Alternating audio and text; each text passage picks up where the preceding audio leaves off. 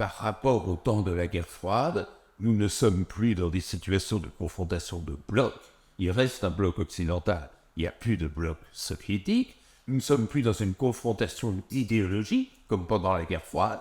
Nous ne sommes plus dans ce glacis. On s'opposait de systèmes qui n'étaient pas interdépendants, alors qu'on voit bien, notamment à travers la question énergétique, combien les États, et y compris la Russie, sont dépendants les uns des autres. Bref, c'est un tout autre monde.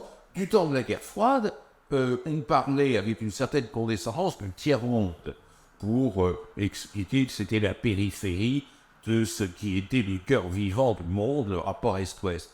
Aujourd'hui, les pays du monde extra-européen, et notamment les pays afro-asiatiques, sont majoritaires démographiquement et politiquement comme diplomatiquement jouent un rôle autrement plus important. Vous mettez le doigt sur quelque chose de très important et qui justement marque la rupture. C'est une des marques de la rupture par rapport à avant. C'est que si les Occidentaux s'entêtent, vous employez ce terme-là, dans une politique de bloc à travers l'OTAN, cette citadelle, ce bastion de l'occidentalité qui serait, paraît-il, caractérisé par une communauté de valeurs, de pensée, d'idéologie, d'histoire, de culture, je ne sais quoi, on voit hors d'Occident se développer quelque chose d'inédit dans notre contemporanéité, à savoir la fluidité des rapports diplomatiques. C'est-à-dire que, observons, vous citiez le cas de la Chine, c'est tout à fait exact, la manière dont la Chine établit des relations tous azimuts. La Chine, dans son histoire, n'a jamais connu d'alliance, n'a jamais connu de traité d'alliance. Et lorsque l'on dit un peu vite que Pékin est l'allié de Moscou, on se trompe.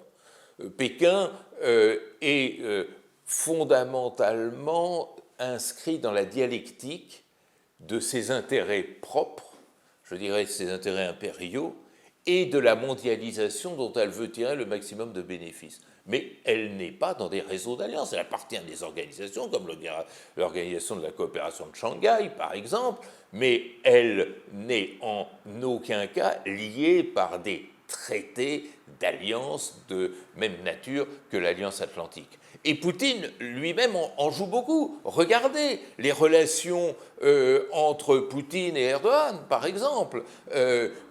Ils sont en désaccord sur à peu près tous les dossiers contemporains. La Syrie, le Caucase, la Libye, l'Ukraine, on pourrait continuer.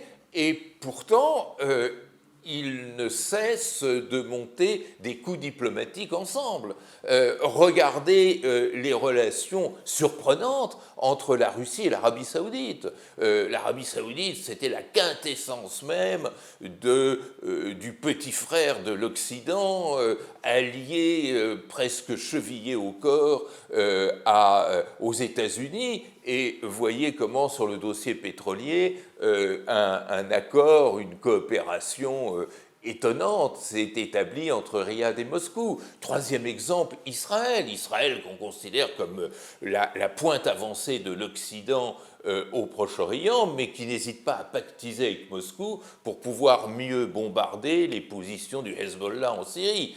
Tout ceci donne le vertige par rapport aux anciens modèles et aux anciennes pratiques et montre que le jeu international est devenu un jeu terriblement fluide, c'est-à-dire imprévisible, c'est-à-dire très souple, c'est-à-dire changeant par rapport aux habitudes acquises.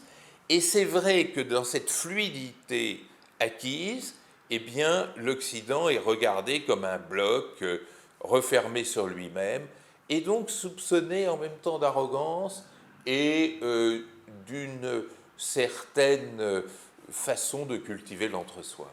Tout à fait. Et ça aussi, c'est quelque chose d'inédit, c'est-à-dire que si on regarde ne serait-ce que les statistiques, ce qui menace le plus l'humanité, ce qui est le plus létal dans l'humanité actuellement, ce ne sont pas les affrontements d'État à État, même si certains demeurent, et le cas ukrainien est là pour le démontrer, mais ce sont, je dirais, des dysfonctionnements systémiques. Et ça veut dire quoi, ça? Ça veut dire deux choses. La première, c'est que ces fléaux contemporains, ces fléaux systémiques, sont doublement dangereux.